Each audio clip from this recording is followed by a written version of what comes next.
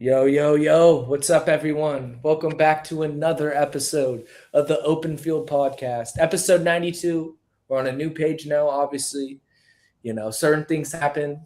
But that's all good, though. Now we're out here, new channel, ready to start new.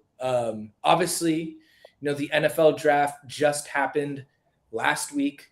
Some big things have happened. So we'll get into all that. But how is everybody doing on the show? Doing good, man. Glad to be back, man. Yes, sir. It's great to hear. Man. Gucci.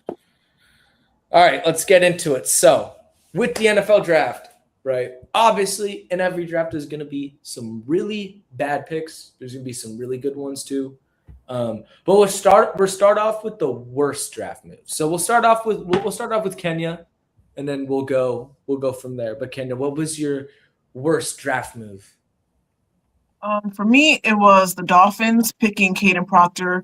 I want to say at 12 or 13.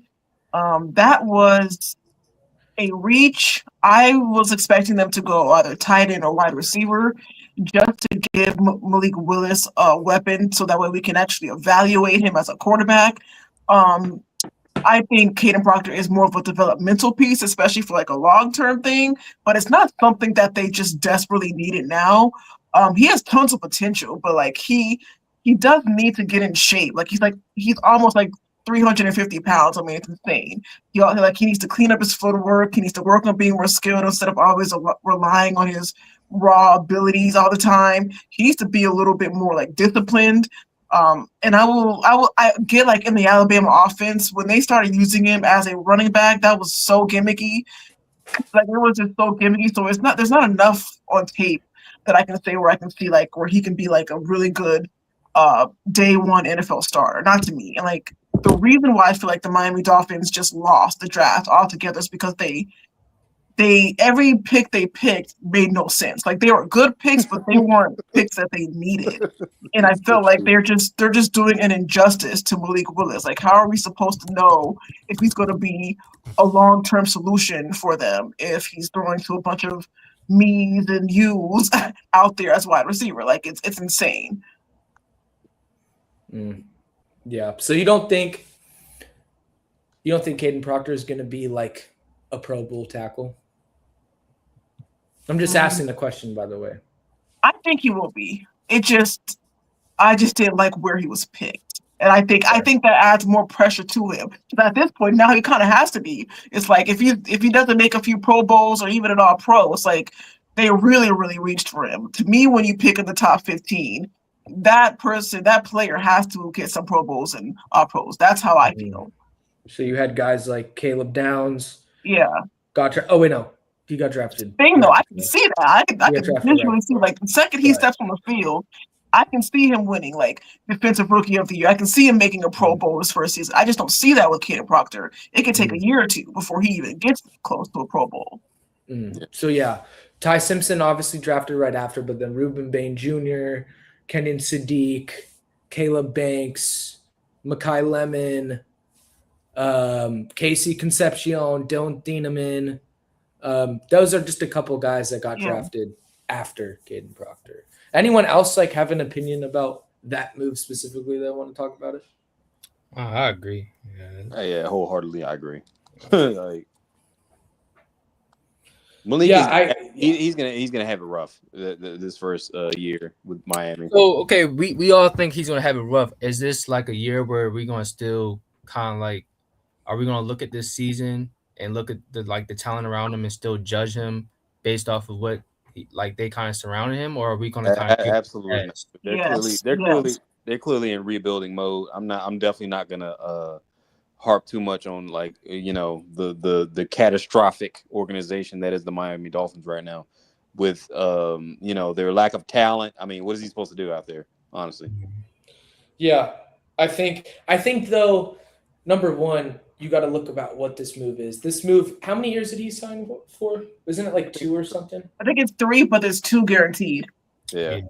Oh, so it's okay. So yeah, 3 years, right? You're already on a team that is trying to rebuild. So it's like this move for them, if he works out and becomes their future, then it's going to be good, but they're not expecting him to. It's just like they need somebody to start. And why not choose this guy who's very talented, also young, has, made improvements in his career. Like, that's kind of what they're going with. So I think, honestly, like, for him this year, he doesn't need to have like a great season. He needs to have a stretch of 6, 7, 8 games where he's good. And then I think that he solidifies his spot for the next year. And then, so I feel like the standards for him, I feel like that to blame, like, I don't think people are going to blame him if this season goes bad, as long as he's not terrible as well. If he gives you some good games, I feel like it'll be fine. But with Caden Proctor, terrible though. Like, if he's terrible, like, do we still does he get a little bit of the blame if he's playing bad? Like, if we can see on tape he's clearly just like, then I think he should. Yeah, okay. No, you can. But I think I just was wondering. Oh no, yeah, you're good. I think so. What's the problem with Caden Proctor? Do we just think like he's not good technique wise? Physically, is there an issue? Like, I think he has all the potential. I think he's just more of like what Kenyon said. I think he's just a project. I mean, like, he can come out first year and be really, really good. I think he's one of those players where we're just gonna have to see. Honestly, like, it's hard to really tell. In my opinion, we're just gonna have to really see if this pick hit. It's gonna either hit or it's gonna miss. I don't think it's gonna be a middle ground. I just would have never picked him there. That's just my biggest issue. I would have never picked him that soon. That he could have at least been like a late first round, early day 2 guy, and then I would have been fine with it.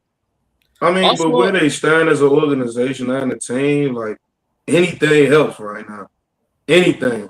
I understand. Like, I think they went with what they saw as a priority. You know what I mean? Like, as bad as they are right now, they blowing everything up. Yeah. Yeah, well, I think also it's just a decision that happens pretty much every single year with a lot of these teams is, are you going to draft fit? Or are you going to draft best player available? So for a team like Miami, they saw guys like Ruben Baines on the board, guys like Kenan Sadiq, guys with talent, guys like Makai Lemon that they could draft. But they see, when they see Caden Proctor, they see like a Tyron Smith, they see like a Trent Williams, they see someone who's like 6'7", 300 pounds, can move. So when it comes to his technique and what he looks like and how long it's going to take development, like, all that stuff goes out the window because they need that guy. Do I agree with that? Not necessarily. I feel like it depends if you can actually develop him. Like, you shouldn't just take a guy strictly off of potential in a position that you need unless you know confidently that your staff can get the best out of him. That's what the best teams do when they do that. So I think that's like the biggest thing that I'm seeing when I look at it, like Caden Proctor going at 12 or Monroe Freeling going over Makai Lemon. Like, that's pretty much the things that these teams are looking at. Like, what's another example of that? I mean, like, the Giants going, what's his name? Tackle at 10 instead of taking Caleb Downs. Yeah, Francis, yeah. I actually agree with them going tackle. I don't think that's different because, honestly, you got to protect. You got your franchise guy now. You got to protect him. He was taking a lot of hits. Yeah. You don't want to see that. You don't want to keep reliving through that same thing. John Harbaugh loved the trenches too. True. Yeah, very good point. We can't just sit there and just be drafting non-positions of need, because honestly, he does have some serious potential. They got Scatterboo coming back. They got Nene coming back. Yeah, they're gonna need to protect Jackson Dart. Honestly. I mean, plus they got weapons like what Brandon said, bro. They got Malik, they got Scatterboo, they just got Isaiah Likely. Then they get another receiver. I know they got another receiver that I can't remember. Yeah. Rondell? Was it Rondell? No, Rondell left, right? Rondell Robinson left. But they picked up another receiver. I just forgot who. Yeah, it's from he played for the Falcons last season. Oh, Mooney. Yeah, Mooney. They picked up Mooney. Like, they're good. They didn't really need to get in the draft first. Yeah, let's get some trench work. Yeah, get some trench work for sure. Y'all agree with them picking up Reese, bro? I think they should have went Styles over Reese. Absolutely. Defensive line was not a position of need for them. I don't understand why they did that. Yeah, but, I think that was the dumbest pick of the draft, bro. I don't understand that. Unless, I mean, I think they're moving on from Thibodeau eventually, but they can't really find any suitors for right now. So now he's just gonna be wasting away on that team if you're gonna be starting your new rookie. So it's like I don't understand the plan there. If you're gonna draft him, you should have already gotten rid of Thibodeau. You don't want if you ain't got no suitors yet. That's a little scary. this late in the game, honestly. Or they could have went like interior since they just lost Dexter. Bro, you could have went Caleb Downs and They could have went offensive Mansour line, Delane. and it'd have been a beautiful draft, bro. Nah, I don't think they need more delayed. That whole situation, I hated that. I'm sorry, me and Donnie were probably the only two. Because I was watching Trent's pod yesterday, and he was just going crazy on there talking about how much he just hated that trade. I personally hated it too. I don't know how you guys feel about it, but I just y'all sleeping on Mansour Delane, man. Y'all sleeping on Mansour Delane. I see why you hated it, but I got nothing. I see why you hate it because you don't like. Okay, here's the thing. Because I agree wholeheartedly with what Donnie was saying yesterday. It has nothing to do with the player. It has everything to do with the fact that they traded up to get him when I felt like they didn't need to give up picks to trade up to get him. That's one. And I also felt like even if the Commanders had picked him up, I personally felt like they should have prioritized defensive line, because an elite defensive line will make any average to bad secondary look better than they are. So that's what I would say. I think they could have afforded to be fair, they lost two of their starting corners though. Exactly though. Like they could have got Ruben Bain and they could have gotten Peter Woods. That would have been perfect. But they lost two of they starting corners in the offseason. Like they need help. Who's to say that Washington wouldn't have gone Mansour Delane? There were some conversations. That was just it. There were some conversations that they were looking at getting him. I wouldn't see why they wouldn't, because they need linebacker, but they also need corner bad too. Like the Saints could have taken him. The Browns probably wouldn't have because they already have Denzel Ward, but also it's like they don't have. Do they have a second cornerback who's really, really good? Like they could have afforded. There's a lot of teams that could have afforded. I mean, dude, New York could have taken him at 10. Like you never know. That could have been something that because their secondary is not good either. That's where it's like I see why the Giants have just been, I wouldn't say unlucky, but they've been in weird situations where, well, at least last year where they had best guy. Wait, we're talking about the Giants or the Chiefs? Well, you segued into the Chiefs, but we were talking about the Arvell Reese thing. But we can talk about the Chiefs too. But I'm just going, it's like the Giants got into a position where the best player available was the position where they're the best at. And like both years they decided to take the guy that they think is going to be the best player available. Like they think like Arvell Reese is like, people think he's going to be a Pro Bowler like, pretty soon. So I also think that it was stupid though that they did it. But it's not like unless he's bad. If he doesn't work out, then it's a horrible pick. But if he's like what people think he's going to be, then it's like you can make the effort. And it's like, I don't know. I feel like at this point, I kind of have. I don't know, man. Arvell Reese, to me, it seems like he doesn't have a plan. Like me, when I watch his tape, it seems like he doesn't really have a plan. If that first move don't work, he just doesn't have a backup counter move. He got to get his pass rush moves together. I really don't see it. Does he not have like a motor or like? No. He has a motor. That's the thing. But motor only gets you so far, my boy. Trying only gets you so far. You got being able to put moves together will help you get to the quarterback, though. Yeah, I just don't see it, man. It doesn't seem like he has much of a plan when he's getting off the pass rush. I mean, if their whole D line can like shape up with Abdul and Arvell and Thibodeau. But you only got like two positions. Like, but that's where I don't understand. They are trying to find some way to move on from Brian Burns. It seems like because like why do you keep? It's Thibodeau. They're not moving on Burns. It's Thibodeau. But like then even if you just move off of Thibodeau, then you have. I guess you could have an insane rotation of them, but one of them is not going to start. You know, I guess it's more. I mean, you could depends on. Actually, it also depends on the system they're playing. I think last year they did 4-3, but this year they're most likely going to move to 3-4 because John Harbaugh only runs 3-4. So if they run 3-4, then they can put one of them at outside linebacker. Like they could honestly play all of them if they ran 3-4, because then you could have two guys at edge, two guys at outside linebacker. Yeah. What are we doing with Abdul Carter? Like what are we doing with Abdul Carter? That's what I'm saying. Where it's like that's why they're just hoarding edge rushers. Yeah, you're just riding. Like what are we doing with Abdul Carter? Bro, actually, you know what it reminds me of? It reminds me, I feel like they want to make a defensive line similar to what it was when they won Super Bowls. Yeah, in 2011. Like, it's even better, where you have like all of these insane top 5 talents. Like because that was the main part of their defense when they were elite back in the day. Was they had an insane rotation of edge rushers, and then Jason Pierre-Paul was on another planet back then. Yeah. So Ozzy was crazy too. Yeah, and then they had Strahan for the first one. Unfortunately, it's not 2010 They was eating, bro. Like, I mean, right, but I don't think that philosophy, that philosophy could still work today. Edge rushers are still as important as ever. Edge rushers are the most valued.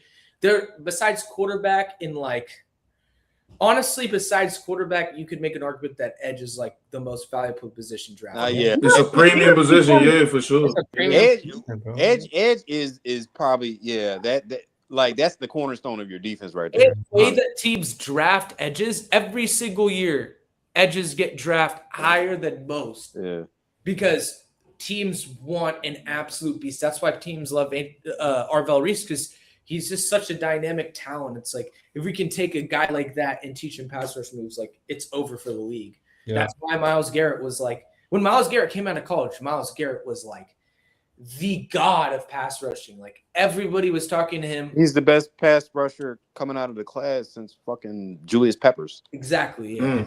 Yeah. Absolutely. We've never seen a fucking damn, what's the Garrett? I want to say prototype. Fuck. Oh! You know what his prototype is? What? To me, his prototype is like a more athletic Reggie White, but also maybe a little less strong. But that's what I look like. Yeah. That's the only guy that makes sense. Reggie and Philly. Reggie was prospect. I'm sorry, not prototype. Prospect. We never seen a prospect in the past 20. Yeah, nah. Clowney was. Oh yeah, Clowney came out.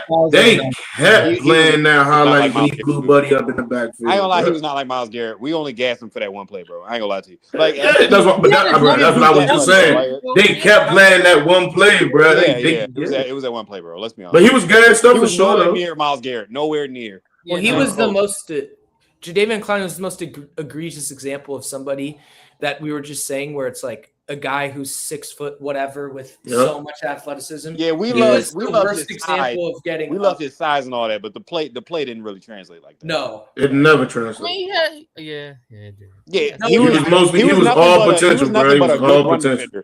Nigga never had no pass rush moves like that. He played with JJ Watt, bro, and never took off like that. Get off with a team with JJ Watt on it. Come on. Yeah.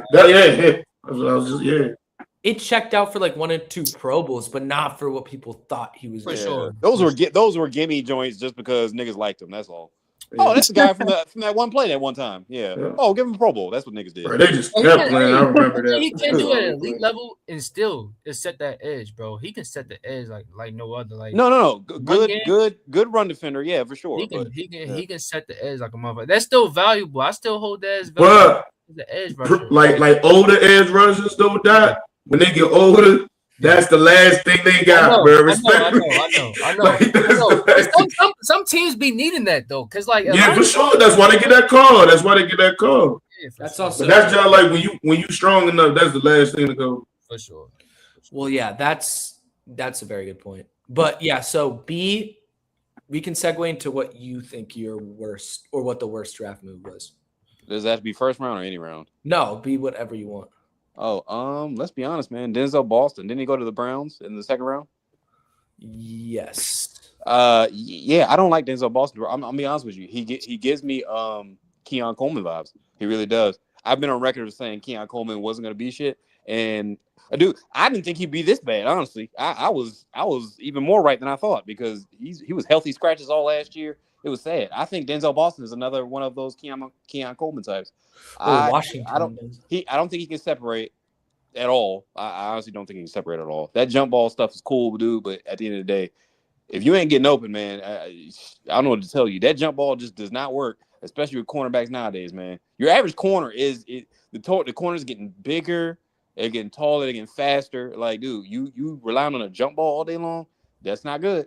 And I think he's very stiff in his routes. Just don't like him. I don't like him. Can I ask you a question? Yeah. Because I'm not going to lie to you guys. When it comes to watching tape of any of these guys, I haven't really watched. So that's why I'm not going to make comments on tape and stuff. I'm just going to give different perspectives. You're talking about as far as wide receivers?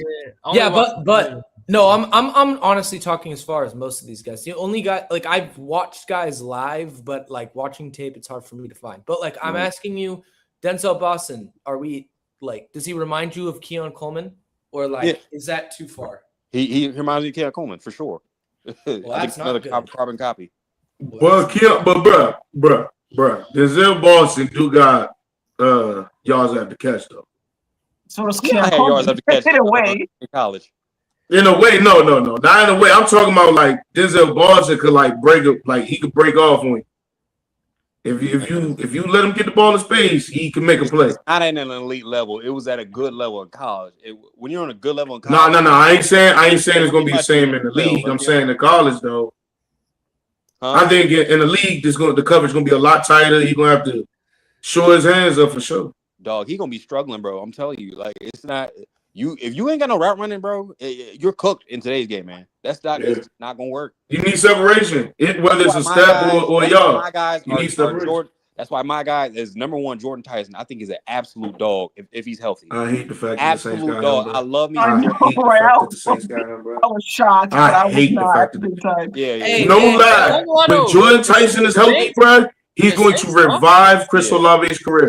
I'm saying it right now, so everybody can hear it, bro. When Jordan Tyson is healthy and he get rolling, he's going to revive Chris Olave's career. Watch. He has such elite feet. Chris Olave was a dog last year. He played well. He has such elite feet. I like just his fluidness and his hips and all that stuff like that. I think he has good run after catch. He has that jump ball ability like Carnell Tate, except for I think Carnell Tate's a little more stiff than Jordan Tyson is. Carnell Tate is good, but it's like I don't really see him being that elite top 10 wide receiver ever. I think his comp is probably what a Dollar General Mike Evans. Like I don't even think he can be even Mike Evans. I'm not really impressed by. I think maybe like a Dollar General AJ maybe. Yeah, I don't think Tate could ever be what Mike Evans was, but I think I really don't. But I think Tate. The one thing Tate has over him, I think, is long speed. I don't really think he's that fast like that. I really don't. I think Carnell's got. I think honestly, B, if you were to ask me why he went for, I think it's because what is he? Isn't he like 6'4"? He's 6'3". Yeah, 6'3". Okay, so he's super tall and he has long speed, and he's tall, so he's not. Yeah, he's tall, so he doesn't have the most wiggle. But I think teams look at it like he's tall and he has decent wiggle for his size, long speed. Like we don't have to get into this deep conversation. Let's get to the. Well, I'm not gonna go. I ain't gonna go deep into it, but let's get to the nitty gritty. Let's be real. If Jordan Tyson at least shows some signs of durability, wait. Can we wait? Actually, no. Let's just go. Go ahead. He easily would have been the number one pick, and the Titans would have took him. The only reason the Titans took Carnell Tate is because he's a safe pick. He's a safe floor because they at the end of the day they need somebody. I think Tyson's better. That Cam Ward can depend on. That's going to be production. There. They need immediate production. They need that. Jordan Tyson can give you production or whatever, but that injury is pretty nasty. So the Titans like, nah, I'm cool on that. I'm gonna take this safe pick because we've made some picks in the past that were pretty skeptical. We're gonna get this one right for our franchise quarterback. And I'm not really mad at the Titans making a decision. Yeah, I'm not mad at that either. I don't get it. I understand. But personally, I have to 100% agree with B. I don't see how you can make these. I don't think that how you can look at Tyson and Tate and say Tate's better than him. But yeah, I don't want to. We can move on to that. I just want to go back to the Browns for 1 second because you talking about Denzel Boston made me just think of something about the Browns. Are the Browns a team where they're all like? Why don't you go after a Carnell Tate, Jordan Tyson, Mekhi Lemon, a Kenyon Sadiq, a first-round grade offensive talent that can give you legitimate, like has legitimate playmaking ability at the receiver level? Because it's like from what B saying about Denzel Boston. I like Casey though. Casey a dog. No. Wait. That's on me. I forgot. They did get Casey. So yeah, give him credit for Casey. Give him credit for Casey. So I can't say that they don't do that. But yeah, to me, honestly, I don't know. If you're talking about a guy, I don't like guys like Denzel Boston. Like if you can't create for yourself in the intermediate part of the field and have route running ability, to me, at this point, where the NFL is, I don't ever think you could be a legit number one receiver. That's why I would take Jordan Tyson over Carnell Tate every day of the week, because I think Jordan Tyson, if he figures out what he should be, he's going to be like one of the better route runners in the league. One of the, like, a very special yak guy. Also has very good long speed. Like, he has so many things that he can do. Yeah. It's like in today's game, I don't want a one-track mind at receiver unless you just become super elite at that, which is like, I feel like harder than you just having a bunch of different options to impact the game. But I think Casey was good. Casey was good. Casey was weird that he actually, I kind of see why he went 24, but I feel like he could have gone higher. I will say, I think the real problem was that the sequence of events that happened during those 10 picks, the second the Jets picked David Bailey over Arvo Reeves is when things just went south. The Jets should have picked Arvo Reeves. I had the Cardinals picking David Bailey, and then I had the Titans picking Jeremiah Smith, which made tons of sense to me. And then I thought Carnell Tate would fall to the Browns. I just think everybody started scrambling for whoever was there, and it was a whole mess. So I get what you're saying, Michael. I personally felt like the Browns were going to take Carnell, and then everything just shit happened. Like, that's all I can say. So you're saying the circumstances of the draft made them do it. Like, yeah, circumstances just made everybody. It wasn't just them though. Everybody started panicking. The Chiefs panicked. Yeah. The Giants panicked. Like, even you could argue the Cardinals kind of panicked because I felt like they were going to trade back. That's why it took them so long, and then they couldn't. What was that about? They had to. You don't think the Browns would have still went with Fano? Because I think they would have still went with Fano, even if, like, the whole draft board would have went how you said it would have went. They also are a very O-line based team. They like to draft I think I don't think they would have still. I don't think they would have went Carnell. I still think they would have. I feel like they would have. I don't know, but that's just based off like when I was doing my own mock draft. I could see that vision, but I know they needed offensive linemen anyways. But there were a few offensive linemen that fell too far, where I was like, if they get Carnell Tate, they could still pick a pretty decent offensive lineman. All of them, I think every single one of them has an injury history too. So it's not like, you know what I mean?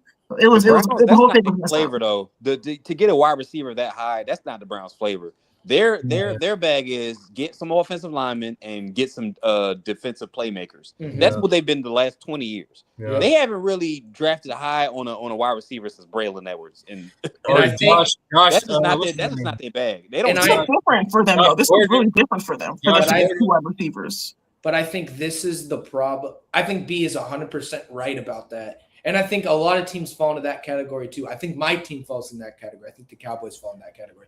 But I think when you have such strict guidelines about what your front round picks are going to be, that's where you get into problems, because at the end of the day, what makes teams great is going against their philosophy to get a Jordan Tyson or to get a whoever that playmaker is in the draft that's going to be a top 5 offensive player at their position. Like, that's what sets you apart.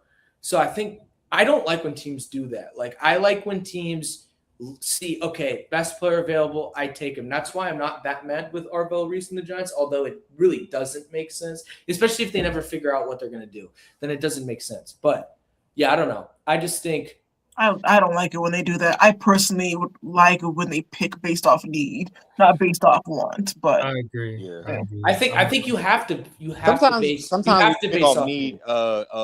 It is a backfiring on you though. You kind of, it's like shopping for groceries when you're hungry, man. You just picking whatever. Like, you gotta put that shit out, man. It's just really depend on the situation. Like, sometimes you can base off of like want, but sometimes you really just got based off of that need. Like, when you need an O-line, bro, you need an O-line. Like, when you need a receiver, bro, you need to draft that receiver. Like, it's sometimes like the Eagles, for instance, like they didn't really have somewhere where it's like, okay, we need this type of player, so they can kind of just go with best available or go with who they want, add another weapon like a Makai, right? Like they didn't really have somebody on their team like a different, where they had to be like, okay, we need this O-line position or we need an edge. No, they have edges. They have O-line players. They got playmakers on the receiver side. They have running backs. They have corners. They have safeties. Like, they can go for their wants. I think some teams need to really go for what they need. And I think this year they showed. Yeah, I think that's fair. But, okay, so we'll move on to F dots. We'll move F dot. What's your big surprise? I'm just gonna and say also, once whichever ones we don't cover too, at the end, I'm just gonna be like, how do we feel about this guy? And after we get through this, but so if we miss things, and I'll come back on them. But go ahead, F dot. Yeah, I know the 49ers only had like 5 picks, but I personally didn't like any of their picks that they drafted. I don't know about the receiver from Ole Miss. Like I watched a little bit of his stuff. I didn't like watch anything in depth, but I don't know. It didn't really move me. I know it was only in the second round. And then the other couple picks they had, I think they had like an O lineman, a defender. They were just kind of like it didn't seem like they got any better. I'm sorry. I was just gonna. They had no plan. That's what it looked like. Yeah. It looked like they didn't have a plan at all. It wasn't even best available on the board for them. It was just like they were just picking just to be picking. I don't know what they were doing. Man has got a point. Yeah, they were doing some weird stuff. Because I don't even really I can't even really comment on their picks though, because it's like I don't even know who I don't even know who their like Deshaun Stripling was, or Romello Height, Romello Height I knew. Is Romello Height the second best edge on Texas Tech last year? Because David Bailey was number 1. Romello Height's actually kind of good, I think. But yeah, the rest of the guys. The running back from Indiana wasn't like he was cool. Like oh wait, they got Black. No, Black is good. Black is good. I like Black. I think Black's going to be good. I thought when I watched Indiana, I thought both running backs have a chance of being good in the league. Both the guys that were running, Black and Hemby. But I think it also is a little bit weird the fact that they do need running back because McCaff's almost over with, but you don't need him for this season. That's for damn sure. Another receiver. Like it was some other receivers that was still left. Like on the draft, they could have went. They needed defensive linemen more than O-line. I was about to say they could have gone O-line, or they could have made the defense better. Yeah, defense. Yeah. How do they not have their first round pick? Plus, they deal with so many injuries like every year. It's just they traded back. Yes, I think they traded out of it. Fair, but that kind of just tells me that it's like, well, honestly, that kind of tells me that they think if they're fully healthy, they can win a Super Bowl, which.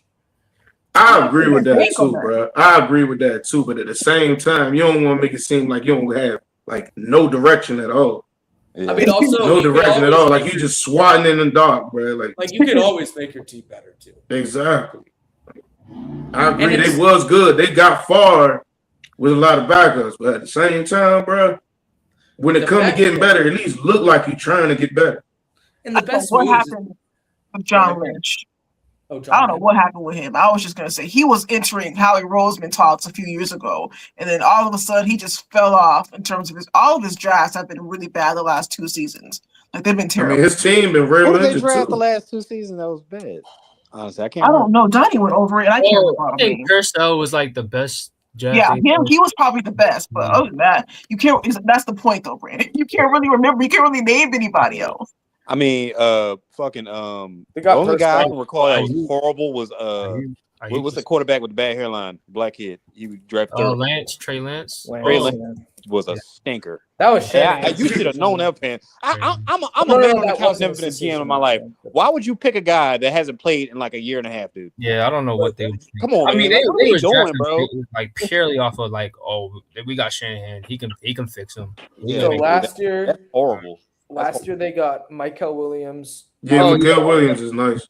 Yeah, Nick Martin, Upton Stout, CJ West, and then bunch of guys who don't play. Yeah, and bunch of guys that don't play. To be fair, the Trey Lance decision was 100% John Lynch's decision too, because from what everything has come out in the past couple of years, it's very clear that Shanahan wanted Mac Jones. Yeah. He did. It's unfortunate. And look how Mac Jones played with Shanahan too. So round 1 in 2024, they drafted Ricky Pearsall. Yeah, Ricky's not a bad pick. I like that pick. I think Ricky's gonna actually be a legitimate slot guy. It's just he's gotta stay healthy. He's been hurt. He's been hurt. God, the man's been shot. Come on, man. Don't be, Don't be a dick about it. I know. But even like after the shot though, he get injured again though. Like he had a knee injury. He had a knee injury. He just had a bad luck last year, man. I'm sorry, man. What a fucking asshole this guy is. No, but the fact he got shot and he got injured and he still played like honestly really well without consistent time tells me that he's gonna. We know you from Baltimore, but goddamn, nigga. Show some respect. I'm sorry, Ricky, man. You a dog, man. You a killer. I'm sorry. Good Lord, man. But I low key forgot he got shot. That's crazy, man. I wouldn't even say that, bro. Because you make a bad play right now. Yeah, bro. I feel they bad. shot right boy Rick. That's crazy, dog. Come on. All right. I did watch that. I watched that video about what happened and like they talked to his dad and him about it. And I'm not gonna lie, I'm not comfortable making jokes after watching that video because that video was intense. Respect to both of them too, man. Yeah, but yeah, listen, man, he lived. You know, you got to make jokes. Well, you got to It's always fucked up if he died about it. He showed every day, B. He be all right. He's walking off. I don't condone these messages. But we playing. Before I give it off to the new improved Hefe with the whole mic setup, we got Don Hefe over here now. It's not Hefe, it's Don Hefe now. Hey, let's go. Yes, sir. Yeah. Hefe, go ahead and give your best or give your worst draft move. I ain't gonna lie. I think the Arville Reese thing was ridiculous. But what happened with Philly and Makai Lemon getting drafted and the Steelers thought they was gonna pick him, that was crazy, bro. That was crazy work. Like they whole hitting that man up because they thinking it's like that was crazy. I think that was just crazy. But like they swooped in, bro. Did you see the whole? Yeah, that was crazy, bro. That was so funny, bro. That was so his funny. agent ran in the room like, yeah, get off. That's not what's happening right now, bro. Yeah, I know. Me and you. I was so happy they didn't get Makai Lemon. Me too. I was nothing better than watching the Steelers. There was nothing better than watching them literally embarrass themselves in their own house. That was the worst part, bro. That was the worst part. That was hilarious. That was funny. And they did it to themselves. They're sitting around blaming the Cowboys for it. Like why are you calling him a whole pick earlier? You're not even on your pick yet. So why are you on the phone? Because Dallas is not picking Makai. Hey, no, the Cowboys are also gross for that, but I'll get into that. Dallas ain't picking Makai. I mean, it helps me and F-Dot. I don't care. I don't care what the Cowboys do. That's the Cowboys, man. Hefe. It's not. Hefe, I 100% agree. We all knew we weren't. But let's be real, though. That's not why it was bad. That's not why it was bad. Be honest, like it was bad because they traded with a division rival. You're probably hurting by it, but me and F-Dot were like, yep, thank God for the Cowboys. Thank God. They did get Jermaine. I like the receiver from you Cowboys. Jeremy to Jeremy. Yeah, I like him. He's good. But yeah, they didn't get Makai. That's good. I was happy to see that. Put a smile on my face, B. I was so happy. So happy. Like, yes. Hey, I ain't gonna lie. I ain't gonna lie. I love y'all pick, bro. Wait, Hefe, not positive. It was nice. Hefe, this is the bad. We're doing bad takes. Wait, what was your first one, by the way? No, he was talking about the Makai Lemon whole thing. Yeah. Oh, wait, you're saying that was a good move or a bad move? No, bad. No, what the Ravens did, I loved. I was just telling Doc, I love what the Ravens did. No. What she was saying for your worst take, like who was the worst? Yeah, his was the Makai one. Yeah, just how the situation went. Like, not that he a bad pick on the Cowboys. No, on the whole situation, bro. Dallas traded back with Philly. Like, it ain't like y'all just traded back with anybody. Y'all traded back with Philly, bro. No, my bad. They don't need no help, Mike. They don't need no help, bro. No. From nobody. That was El Host for me. I just didn't hear what you said, but I was gonna say that too. So let's get into it. My bad. Yes, that was a horrible decision. Number one, the reason why it's bad is because Makai Lemon was going to the team. That was after you. It wasn't like because what I originally thought for some reason was, oh, okay, so Philly probably would have just traded up with Pittsburgh and then they would have got him either way. So we just wanted to get something for that, because if we're going to get screwed over and they get a good player, we may as well trade with them. But that's not what happened, because you could have actively gotten him out of Philly. The fact that, number one, Jerry is so stupid, because the reason why I feel like he made that move is because he wanted A.J. Brown out, which on the surface makes sense. He was like, okay, I'll give you guys a rookie receiver that you want so that A.J. Brown can get out of here so you guys aren't as good next year. But to me, that doesn't make sense, number one, because I think Mekhi is the most underrated player in this draft based off of where he went. I thought he is not that different from Carnell Tate and Jordan Tyson for me to think that he would have gone 20. That's why I was bringing up the Browns point, because I didn't understand why the Browns just said F it and take him at 10. That's what I would have done. I would have drafted Mekhi Lemon top 12 in this draft 100%. Because yeah, he's a slot guy. He's always going to be a slot guy, but he's got insane athleticism, insane foot speed. Like, he's a dog. Like, okay, yeah, the stuff that he's doing on the combine is corny and stuff. Yeah, he's like trying to create this persona, which I respect 100%. Like, you could say that's corny, but you know that guy is insane, and he's going to be a fighter. I mean, he's trying to compare himself to Amon-Ra St. Brown, and I think the reason why he did that is because he knows he's talented. He knows he's a great receiver, but he's going to do all the little things that you ask as a slot receiver. He's going to go in and block. He's going to do all the physical things that Amon-Ra does or try to be. I don't think that he will ever be as physical as Amon-Ra is. I think that he is a more athletic and less physical Amon-Ra St. Brown. That's what I coined him as, with more deep threat ability. Because if you watch the games with him in USC, he changed games. And that other dude, what's his name? The other receiver that was with him. Jacoby. Yeah. Did he get drafted? Yeah, he went to the Ravens. Yeah. Oh, I like that for you. Oh, that's great. I did not know that. I think he was a really good pick. He's good, man, but it's like I'm starting to I used to be a jump guy. I used to love all the jump guys, jump ball guys, but now it's just like his route running is not as refined. He's definitely like more of a project, which is like, I'm not mad that we got him, but his catch radius is insane. Think about this, though. Another season. But sometimes that's enough, bro. Sometimes that's enough. I don't know. He don't get enough separation, though, man. He don't. Wait, and to that point, though, that you're making, I don't think he looks like a guy that is super raw. When I watch him, he doesn't route run well, but he is actually super quick for that size.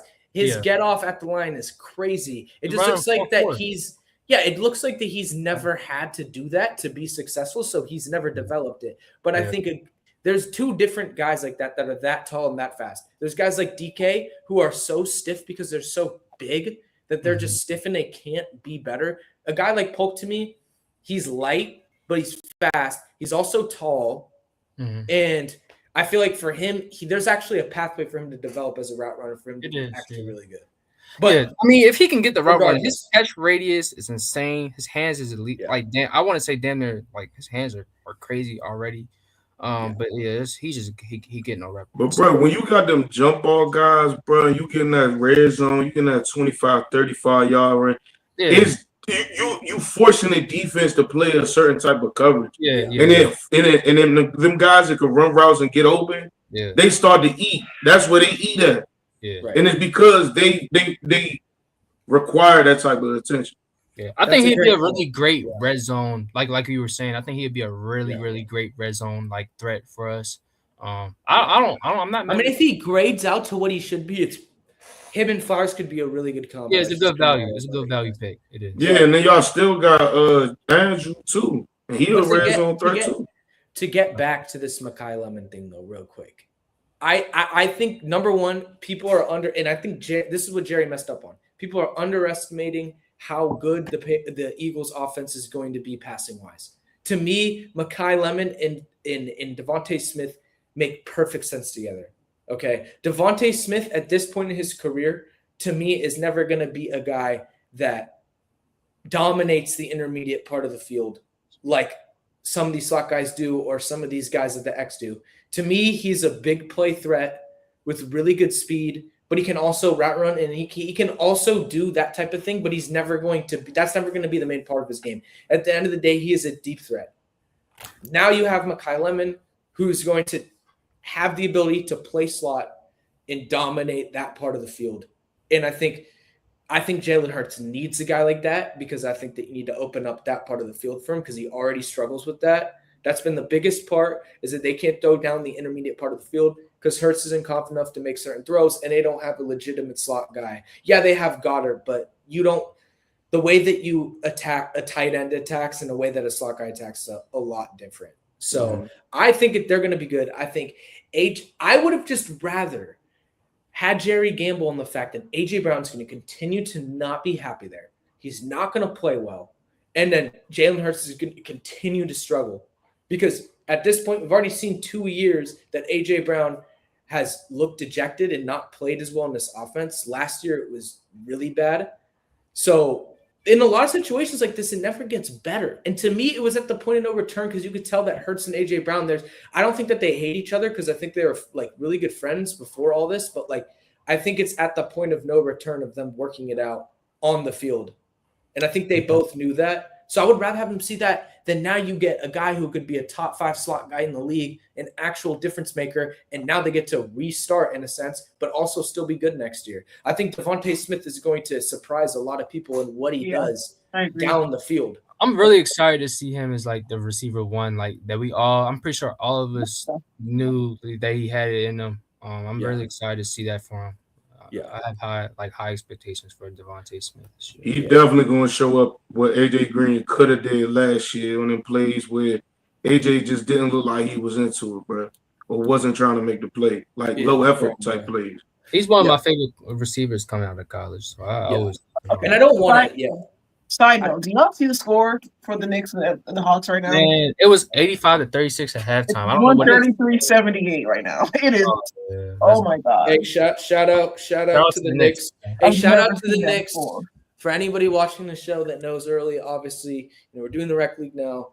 Early picked Atlanta to win that series instead of someone else, and you know, early would have had a field day.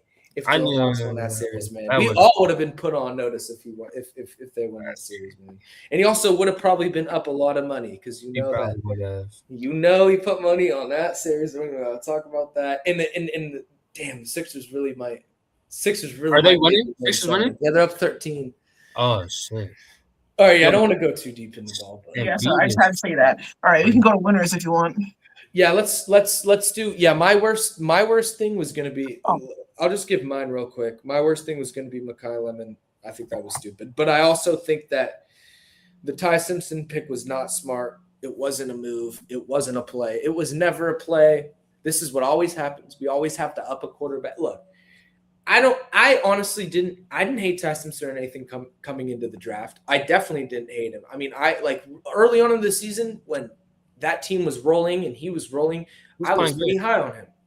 I wouldn't know about first round because the problem with Ty is there are certain things athletically, physically, arm strength-wise that I don't think he can actually overcome that's going to hurt him. And it's going to be exactly like Mac Jones. But the thing is that, he'll sit for a bit. So he'll have that time. And, I think the whole thing of, people think that Sean McVay had he didn't know what was going on in the GM – I'm telling you, that's not the case. That's he was scared about he was just on edge because he knew that he's gonna have to go talk to his team about that. You know what I mean? Because it's not a Super Bowl winning move. Yeah, I mean, to me, this doesn't make sense to me because honestly, I thought after Stafford retires, I thought there's a chance that McVay could be done because there has been rumors the last 5 years that he's gonna retire. If you remember, he said he's going to retire with Aaron Donald and Cooper Kupp. That was a report that came out. But I think that solidifies that he's going to be coaching for a while after that. But yeah, I just don't get it. To me, it's you are so close to a championship. You're in a division with the defending championship, a team that, if healthy, can compete with the defending champions. You lost to the defending champions, and you also did you beat the Niners? You also have to compete with the Niners. You could have gotten a defensive player. What are they drafting? 14? 13 up there. I think it was 13. 12. Dude, they could have traded up for Caleb Downs and gotten a safety. Granted, I don't think that Caleb Downs makes that team a top 10 defense next year, but that's a good start. Like No, Dylan they did just give McDuffie. Yeah, with those Caleb corners would it have does. been a nice addition to that. I don't know. Like, their But- defense is nice now. but like, yes, that was a great addition. Don't get me wrong. But Washington, when you look at Durant, other guys, the other he's corners not on there that team. anymore. Yeah. No. Oh, okay, my bad. Washington saying- picked up the 2 corners from Chiefs, and then they got Emmanuel Forbes, who was looking kind of good last year. I mean, the corners not like they don't look terrible. Like they're not terrible. To me, it's I don't just. know. To me, they're not. Wait, terrible. did they pick up Emmanuel Forbes, or was he on the team last year? No, he was already on the team last year. But they Nah. picked Yeah, they got him from Washington last year. Look, I wasn't watching tape like that, but watching Rams games, to me, there was not a corner on that team that they needed to keep. They needed to get rid of all of them and just restart. Yeah, they could send him to the Chiefs. They Do a little did. swap. Trent McDuffie is going to be great, but if you have 2 corners that are getting sauced all game long, it does not matter if you have Trent McDuffie. He's not going to make that much of a difference. I if like you the have other Chiefs pickup though. I could be Watson was good. Like from the other corner from the Chiefs. Oh, they got picked up Watson some Chiefs. too. Yeah, they got both. Watson. They got both. I mean, Watson was decent. Watson's cool. He's better than what the Rams had last Yeah, he's season. better than what they had last year. Is my point. Is like Yeah, that would have been a cool but they couldn't have gone. They couldn't have gone any other. They could have gone. They could have gone Ruben Baines. That's what I thought they were. That's what I was saying. Like, I That thought would've they were been going to fire. go Ruben Baines, and That then they'd would've been have him and Verse. That would have been insane. They could have also That gotten. would have been Methodor insane. wouldn't have been a bad pickup either. I don't think Mansour. They could have also gone tackle. They Oh could no, have never gone. mind. I'm sorry, Chiefs wouldn't have gone. They should have gone Mekhi Lemon, though, in my opinion. They should have gone Mekhi Lemon. I agree. I think the I Panthers also should have gone Mekhi Lemon. There were 2 teams that had him right there, and just They did. Panthers did get Brazil though. They did Yeah. get Brazil. Yeah. He's nice too. Yeah, Brazil nice. Brazil Yeah. nice. I like Yeah, Brazil. I I think. think Mekhi Lemon and Tet would have been. Oh my god! They just- Oh yeah. they just That's going one of more, that's the like, other thing. That's the other thing that I want They to need mention. O-line though, so I'm not really mad there. But I also agree, Kenya. I was gonna say this too. They screwed up by not going Mekhi Lemon. They screwed up, man. Like this is what I'm saying. When teams just strictly draft off their philosophy, it's what you should do most of the time. But you can't do it every time because you tell like Mekhi Lemon and Tet. One of them's 1 year in the league. The other one's gonna be a rookie. You have them for 5 years. Okay, now you know for a fact if Bryce Jones can be good. You don't have to worry about that. Because, dude, Hefe, I remember this because I thought Hefe was out of his mind when he was big up in the Panthers last season. Remember that? And we were having an argument. And then you were actually right about it. But why were we right? Because the offensive line was actually better than people thought. And that's why I think the biggest argument I had against you was I didn't think the offensive line was going to be good enough. I thought Bryce Young was going to get sacked and the run game was good. And the run game was insane. So it's like you're already managing, and then you can go and get a guy that's going to change your offense. Like, That's to me, it was everything. It would have changed everything. That's a good And point. Early's fine with the pick, but I was just not. Like, I don't think he understands, and maybe it's just because I'm used to having a wide receiver 1 and 2. Yeah, that would have just been a freaking movie. But nothing makes you feel better than going into a game knowing you got a tackle who could take out their top pass rush. Yeah. Nothing makes you feel better than that. Yeah, also, that's very true. Also, Kenna, if Mekhi Lemon wins Rookie of the Year and like goes crazy, like Early's gonna hate. He's gonna talk about that pick for years. Like he's just stuff hasn't happened yet, so he's more optimistic, and that's how I am too. But yeah. We can go to best. I'll start off with my best, and I'll make it mad quick because I said this was gonna be a short episode, and then I started yapping. So I mean, we good. We good on time. No, we good. But what's his name? What was it? It was down to the Cowboys. That was oh my god, that was my favorite pick we've made in years. I mean, since Micah, but Micah more kind of fell. Micah and CD, but both CD and Micah fell in our laps. Like, that wasn't a move. We didn't trade up for either of them. They both – I don't know. To this day, I don't know why CD dropped that far. But I know why Micah dropped far is because of the stuff off the field at Penn State. So that was kind of just a gimme for them. But this Caleb Downs move, the fact that they traded up, I mean, I was so happy to see. I haven't seen them make an aggressive move like that in honestly the time that I've been alive. And the biggest problem that we had last year, and we had a lot of big problems, which was the problem, but the safeties were terrible. Number one, I wish we would have gone a corner, but obviously, the Cowboys are going to be Cowboys. So the back end of the first was whatever. But getting Caleb Downs is a young safety. He's he's versatile. He can do everything that you want a safety. He can play in the box. Everyone's been saying that. But to get a guy that can be a free safety and that can actually run, that's in his early 20s and a great athlete and can actually run with these receivers and not let fucking Malik Neighbors get over the top on you 5 times in a game running cover 4 because you just can't run with them. Like, that's what Donovan Wilson was doing. And the fact that we have a guy like that, I'm so happy. I think safety is the most underrated position in football, especially free safety. Because you need somebody that can make quarterbacks like second guess throwing down the field, so that you get that second, and then then you get a covered sack. You know what I mean? So I'm very excited, and I think he's going to be great. Obviously, Daron Bland's still going to be bad, but I mean our whole secondary. I've got some hope for younger guys that have been like okay, but I don't think that. It's not certain that they're going to be good, but Daron Bland I'm out on. But yeah, shout out my boy Caleb Downs. I mean, thank God we got him because he got so lucky. He was unlucky, but he got lucky too at the same time. I mean, yeah, he got lucky. It's a good market for him though. Like, exactly. I mean, That's my point. Yeah, like, he's gonna be straight. I mean, yeah, it's a good market because of the money. I don't know. About winning. Yeah. Florida and Texas. Hefe, you can go ahead and talk about who. Nope. You want to go? This is gonna be a shocker. I much as I would love to, honestly, I feel like the best. A lot of teams had 2 picks in the first round, but I feel like the team that picked the 2 best players due to situation was the Dallas Cowboys, and that's because they went and got Caleb Downs, who was a dog, but the underrated pick on somebody who's gonna be a dog later. Never really good at being a pass rusher. They're not really a solid run stopper. Malachi Lawrence, bro. And he's not talked about a lot. He's not. But as a pass rusher, he's a dog, bro. He's a dog. I just feel like that was a sneaky, really good pick. Yeah. I hope so. I heard it was a reach, but I'm not disagreeing with you. I just haven't watched tape on him.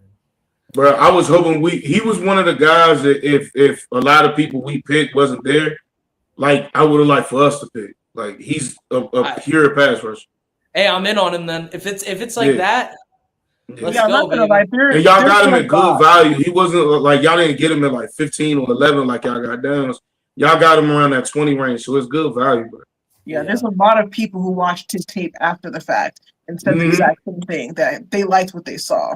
So well. Let's hope that our scouting got an edge rusher right, because other than Michael Parsons, first last time, Mike, y'all get some pass rushers. I mean, in the grand spectrum of history, it's been fine. Like we had a what's his name, DeMarcus Ware, shout out the GOAT edge rusher for Dallas, and then DeMarcus Lawrence was great too, and then Randy Gregory was good, but my boy couldn't stay off the weed, unfortunately. But damn, he was a waste of talent, but that's for another day. But then other than that, it's straight up nothing though. Yeah.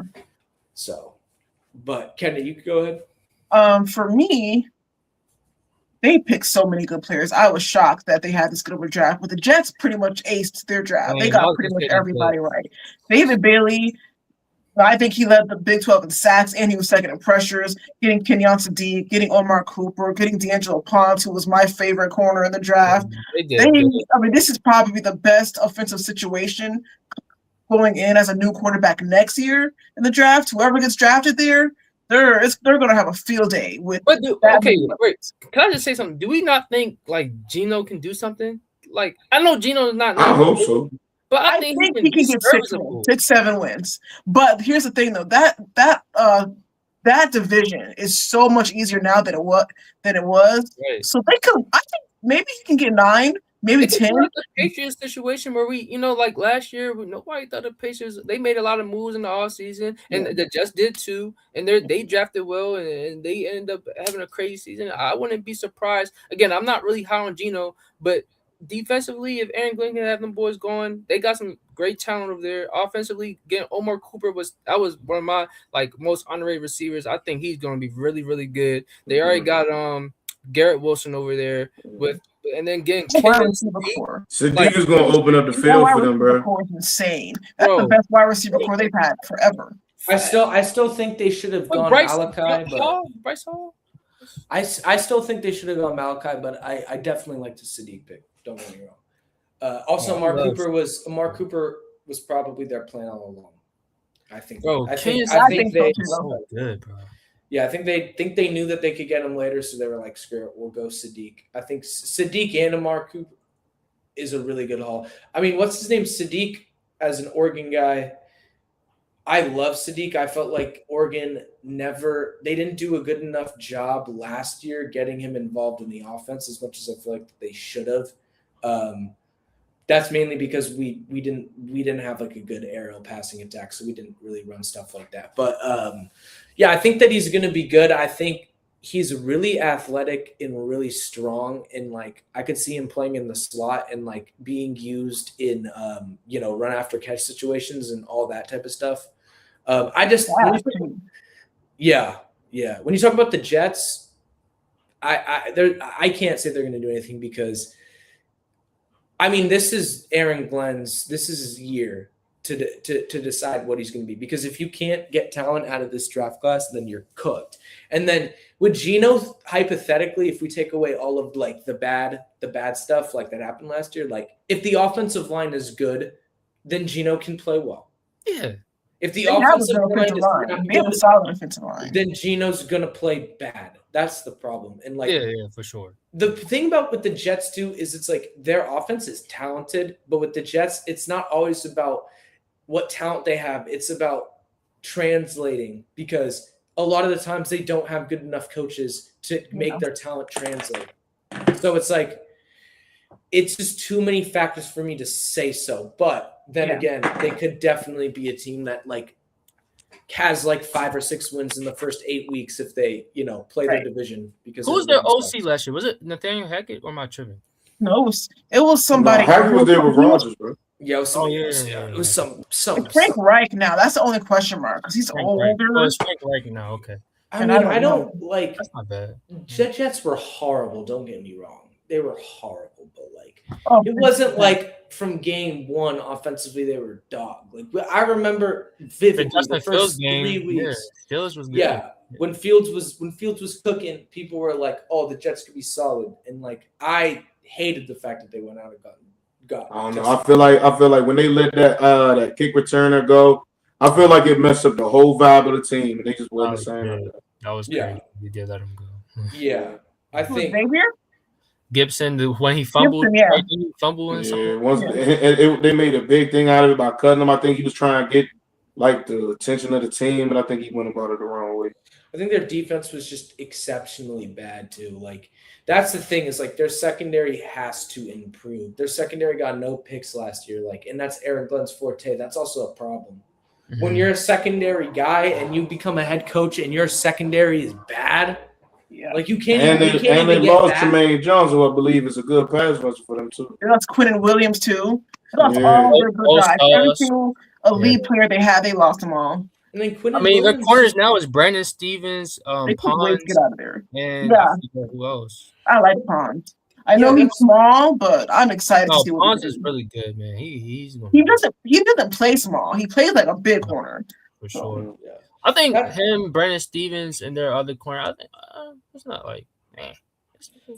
I think that's some moves in offseason. I just forgot who they got in offseason. I know they made a few like free agency moves. I gotta go back and remember again, but yeah, I just think I'll give Glenn the fact that it seemed like Quentin Williams was not trying to be there. Like he was not trying to be there. It was very clear, and like there was a lot of guys on that team that were waiting to get out. So maybe you replace those guys with a bunch of guys that actually want to play, and then because as soon as Quentin Williams got into Dallas, I mean, literally became what he was before, like instantly. Right. And people were like, "Where's Quinn Williams?" The last like year and a half, like he's been okay, but like he's had a lot of weeks where he hasn't done anything, and then he gets to Dallas, instant difference maker. I knew that was gonna happen, bro. I already knew Quinn was. Like, yeah. I was so they might get Russell Wilson. Who are we going, Geno or Russell? If they go and sign Russell Wilson, who are we? Who y'all think? The Jets. I've been hearing they're in like talks with. I trust Geno more. I think Russ has to stop, man. Russ needs to get away. I think before F. You go, because you brought up this point. So it's like, dude, Russell Wilson, bro, stop. You're ruining your legacy, dude. Dude, people in the last 2 years are making debates whether Russell Wilson's a Hall of Famer or not. Yeah, because of how bad he's been the last 2 years. Crazy. Like, Russ, stop. You're a Hall of Famer. In my opinion, he's such a Hall of Famer. Like, it's not absolutely, bro. Like, it's not even a question. Man, they don't remember Prime Russ, man. Prime Russ was he was him, man. Prime Russ was with the freaking boom ball, bro. Look, Prime Russ was not Lamar Jackson. When I say this take is going to sound crazy, but Prime Russell Wilson was literally the Seahawks offense for like 3 years straight. For sure. When their O-line became bad and trash, just throwing all the scrambling, like, throwing bombs. Yeah, bro. Yeah, super evasive in the pocket, bro. Oh yeah, dude. He was the first guy I've ever seen quarterbacks actually like try to sack and then miss and then literally will like take their helmet off and throw it into the ground in frustration because they just cannot keep up with him. He's just so elusive. Yeah. Man. Yeah, Dot, you go ahead with your pick too. No, I agree. I was just asking that question because I just wanted to see y'all opinion on it. He definitely should call it quits. But I think Kenya. I was agreeing with Kenya. I think the Jets had a crazy draft. I think the Browns and Bucks. I think the Bucks had a crazy draft. They had a lot of good players. I mean, Ruben Bain, mixing him up with Vita, that's going to be insane. That's going to be insane. I don't care about the measurables, bro. If you watch him play. Fast, bro. I wouldn't even get into it. He should have never slipped that far. Was pissed. I mean, I've watched him. Obviously, we all watched him. This is a guy that I actually watch, and I liked him a lot. Mm-hmm. But after I heard, Trey kind of say, look, man, like, the arms don't matter. You watch the tape. This guy can affect the game, and he can get through. Like, that's all I need to hear. Because if Trey's saying that, then I'm not worried. And then you go back and you see his tape, and then you see how he's got legitimate moves. Like he's a really really good athlete, but he's not somebody who's just relying on that completely. So. And he can do all the little things. He can fit in with what Todd Bowles wants to do at lineman because he can also play decent run defense. And he's going to set the edge. And then if he sets the edge, Vita's going to go insane. Yeah, it's going to be a lot of Vita tackles. And honestly, I feel like that's where they've been struggling the most these last couple of years defensively is that Vita's still good, but for some reason he doesn't impact the game in the same way he did. And I think it's just because that their line as a whole in their run defenders, besides Levante David, just haven't done a good enough job setting edges and stuff to where he can actually get tackles. Right. That linebacker they drafted from Missouri is really good too. I like Trotter. I think he's good. Yeah. Todd Bowles better be cooking, baby, because time's running out for you, big boy. If you're not, you will hear me say get rid of him. Bowles is somebody we really don't talk about. Like when he's not, bro. Nobody ever does because once he gets to the playoff, he loses 1-3. You just can't do that, bro. You can't. He definitely, especially last year. But I feel like he got his guy now, bro. It ain't gonna matter. Like, dude, as much as we want to knock last year, it's like they got hurt. They were hurting. They were hurting, and that's the thing too, because Ibuka got into injury issues early in the season, and I think we were all watching the season, and we were all watching how good he was doing, and nobody thought about how it was going to affect him at the end of the year, and it was 100% clear that injury affected him, and he was not playing the same. Like he wasn't ready to play 17 games. No. I think that's the thing that we like when you listen to the NFL X's, like the ex-NFL players talk about it. It's like you hit a rookie wall because you're not used to playing 17 games like that. And I feel like that's what happened to him. Yeah, I think his injury was just still lingering, bro. He just didn't move the same. And then Mike Evans got hurt. Yeah, I just think Todd Bowles overcompensated a lot in the back half of that season, which is why he was calling the games as terribly as he was. Yeah. But it's not. It wasn't just Todd Bowles, and I say this for not just the Bucks, but for a few teams, bruh. Some of these GMs gotta get held accountable for selecting some of these bum picks, bro. Yeah. You put some guys in situations because you want a good guy. You don't want a troublemaker. You don't want a dog. You don't want that certain guy. So you go get a good guy who's not a great player. Right. And that when you put that on the field, it does not. You can't do it. Doesn't translate well always. Hey, Hefe, is 27 still over there? McCullum. Hey, I'll tell you what, that boy is definitely got a seat on the bench. The moment he do any of that, bro, you see my man Keontae Scott, bro. Yeah, you see what we got Keontae Scott, bro. Nice. We're not doing that. We're not doing it. And all that getting cooked early, bro. That's a wrap. And you let go Jamil Dean, which I feel like that was a good move too, because I really didn't like Jamil Dean either. I think the DBs on that team it was bad. They've been bad for me. Yeah. Ever since not having no pass rush definitely don't help for sure. But McCullum was bad. 27-2-7. Anytime I watch a Bucks game, no lie, I stunned, bro. After we picked Keontae Scott, all I heard was you saying 2-7 is trash. It's like he done. It's over now, bro. Yeah. It's over now, bro. We don't gotta deal with that no more. Dog. I like Keontae. That was good. Miami. That was a good. Yeah. And he definitely shouldn't have went where he went. The last thing I'll say about the Bucks, and I'm glad Early's not here for this, but I have to be real. I love Mike Evans. Great player, but I think that him being gone is actually going to help their passing attack. Because I think now, I think the young guys get a chance. Thanks. And I think who's you guys have other? Oh yeah. No, they got McMillan. They have a lot of guys, bro. Taz McMillan. It's hard. And then Godwin's still there, right? Yeah, Godwin's still there. So Godwin. They just got Ted Hurst. Bro, I think Ted Hurst gonna be a problem, bro. And then younger tight end. I can't think of his name right now. He don't need to be thought about. He gotta be way better. Otten at tight end? Oh yeah. He gotta be better, bro. He like last year was his year to really step up. He did not do that.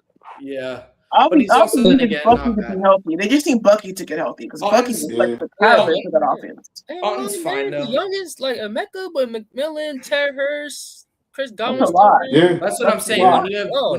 When you have one of them, it's fine. When you have Mike Evans and Chris Godwin, then the other young guys don't get as much of a chance. But I think that they did the right thing though, because they didn't throw those guys to the fire super. Oh, you're right. Like McMillan maybe would have worked out. Tez Johnson 100% would.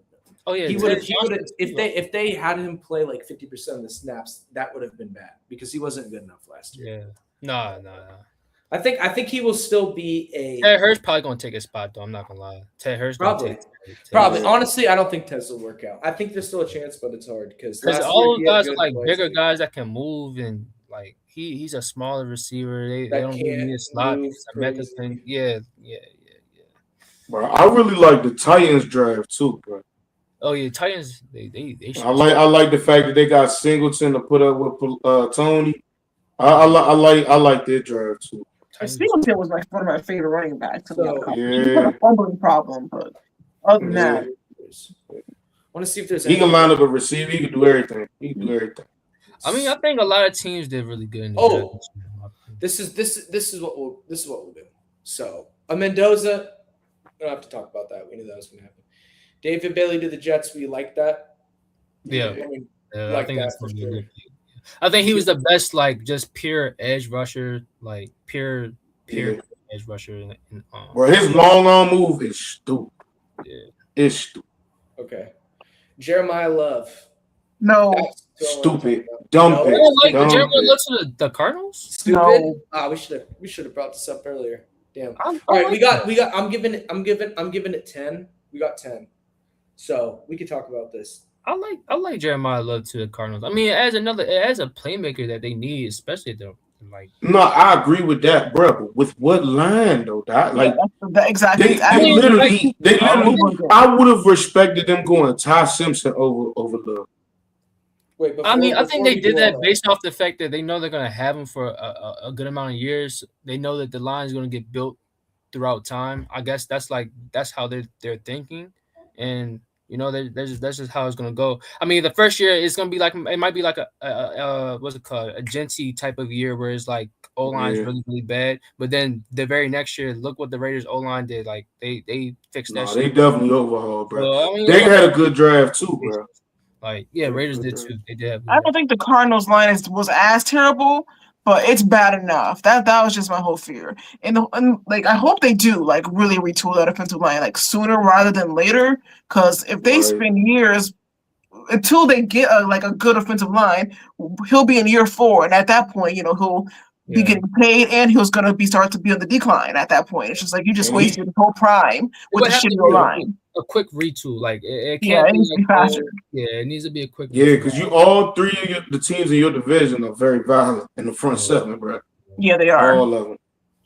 But I like the offensive line sucks, but I still don't know if I fully agree that it's a bad pick, dude. Yeah, I don't think it's listen to the names of the guys who got carries last year: Michael Carter, Amari Demarcado, he's actually good.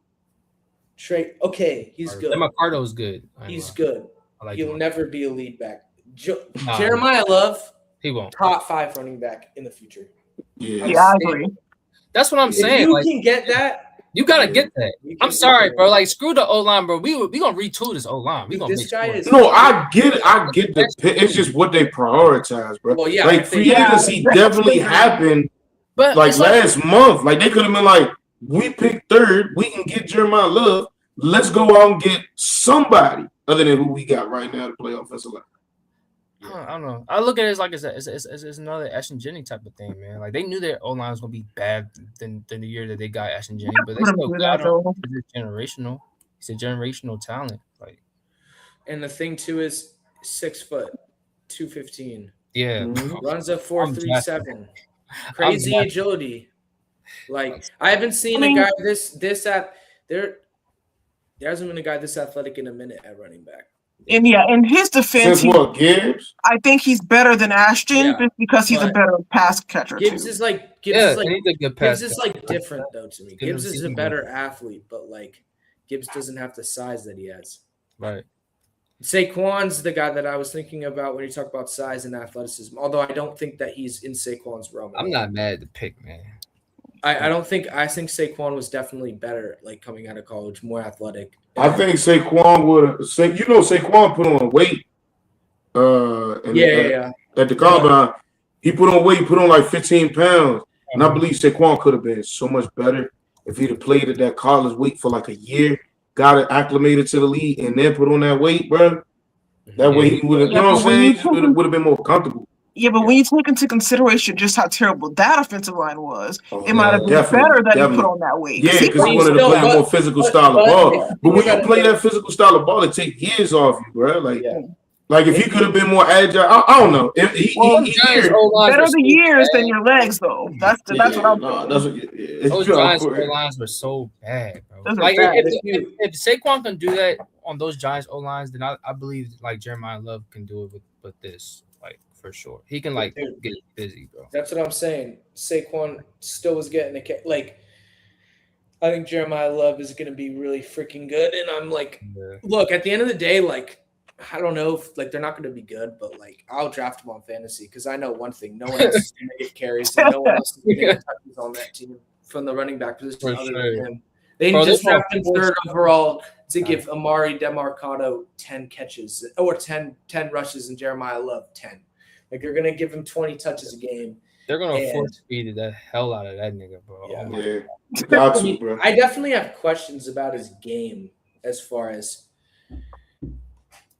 just honestly, is he gonna be able to play smash mouth power football? Like, because in college, like he's more of a big run guy and like get into a lane and just take it and like more of an elusive. But in the league, he's gonna have to run through the tackles.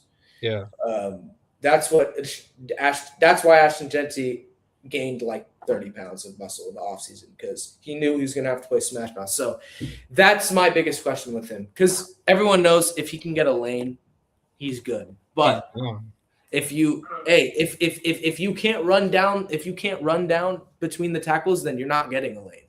because teams will just play it like just go down the middle. Like we'll see what happens. You know, like do you really want to play power football? So that's my thing with him. And then I think we got time for one more. Let me try to find one that was interesting that we didn't talk about for a second. Yeah, no, I don't really see anything else. Oh, yeah, Jadarian Price going number 32. I like that. Jadarian Price was somebody that I actually watched, especially early on in the year, and said, hey, man, when I see him compared to Jeremiah Love, I see somebody who is actually kind of comparable athletically. Like, definitely not as good athlete, but when I watched both of them run at the same time, I thought that he had some legitimate talent, and he's bigger than Jeremiah Love too. That's a big dude. So, I mean, when I saw him, he may be like 5'10", I don't know, but when I saw him run, he looked big on that field, and he looked physical. So, but I still don't really know what they're doing. Did they still have what's his name, right? Walker? No, they lost both of their running backs. No, Walker went to the Chiefs. Oh shit, no, I'm tripping. No, the other running back is still there. Zach Charbonnet, yeah. No, Charbonnet. I thought Charbonnet went to the No, Charbonnet is about to be their lead back. He about to be their lead back. I don't think he should be, but I mean, he's not going to be. He's running back. I'm talking about Algier. That's what Algier. No, he went to the Cardinals too. Yeah, that's going to be a good combination. He thought he was going to be their lead back, and he's not, which is that's messed up. Well, actually, yeah, my take about Jeremiah Love getting all the carries might not be as good. Yeah, they're gonna do that split shit with Algier. I'm not gonna lie, because they definitely paid that. 100%. Anyway, no, I think. Yeah. When it comes to wait, who were we talking about? Sorry. Jadarian. Oh yeah. When it comes to Jadarian, like Charbonnet's not gonna get in. So they're gonna do the exact same thing they did to Kenneth Walker. They're gonna literally give them equal. Maybe this year it's not as equal because he's a rookie, but honestly, someone like that I can expect to do damage early on because that dude's physically built for the league. That's kind of. So you know the problem with having two good backs like that is. If the coach don't know what he's doing and you're not feeding your guys and you're not letting them get into a rhythm, you can mess up the game, bro. You can mess up the game. You can mess up like if a back having a really good game and you just trying to keep switching it up instead of feeding the hot hand, bro. You can mess up the whole game. True, but I think they also have a track record of doing it. But I think it's different when it's another player. Both of those guys. No, because last year Walker was having some games, bro, and they was. Taking him out, putting Charbonnet. They let him go though, but true. Yeah. But in the Super Bowl, they did let him rock. But I always hated the fact that they've always done that. I feel like the whole Charbonnet was hurt for the Super Bowl, wasn't he? Yeah. The whole league does that. F-thought they do that, but not the way. Like I've never seen a team let a guy run down the field for 60 yards and then immediately put in Zach Charbonnet and don't let him get a touchdown. Like that's right. And granted to Walker too. They had no beef. Him and Charbonnet were like best friends. They were like brothers. Okay, like I didn't realize that until the Super Bowl, and then I heard him talk about Charbonnet and stuff.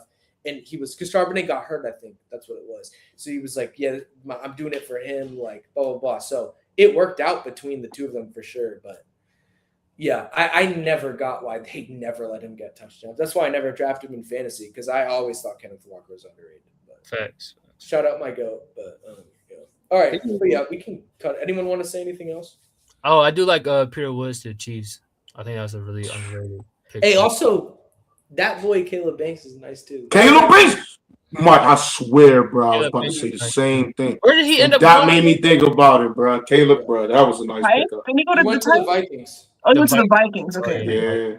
Yeah. That was I feel like they didn't have to draft him in the first round. No, that was high. That surprised me because that was high. First of all, I remember watching Florida games early on and being like, it wasn't Peter Wood. It was him. I was like, I saw Peter Wood. I knew who Peter Woods was. Just like, who is this other kid? Like Caleb Banks is huge. Mm-hmm. That's a menacing 6'6", 320. nose. Yeah, that's a menacing nose tackle. Like in no hype that season because Florida was trash. But I remember watching him 2 or 3 games and being like, who is that? And then when he got drafted, I hadn't heard anything about him. I hadn't watched him since those first 3 or 4 weeks. And then I realized who he was, and I was like, oh, damn. Yeah. So that was honestly pretty nice for me, honestly, just to get a little bit like affirmation from an NFL team. It's like, bro, the only reason he failed, bro, the only reason he failed is because he had a foot injury, had to get surgery, and they didn't know if he'd be back before OTA. Dude, the injury stuff is diabolical. I mean, like, I feel like they could have low key like got him in the second round, like early second round. I think. Nah, bro, I'm telling you, he's a first round talent. The only I know he is a first round talent for sure. His injury situation wasn't cleared up to like a month before. So everything they got, all the information they got, is the reason why he failed because of the timing they got. Trust me, bro. He first round talent, bro. No. First round talent. He a dog. Yeah. Shout out to the Vikings for making me feel better about myself. Honestly, Vikings great. But yeah, with that being said, it's another episode of the Open Field Podcast, number 92, but the first one on the new channel. So if you're watching this right now, big shout out to you for sitting in and watching through this. Much respect to you. And yeah, we'll see you guys in the next one. And we're coming back every single week. We're back now. So we'll see you guys next week.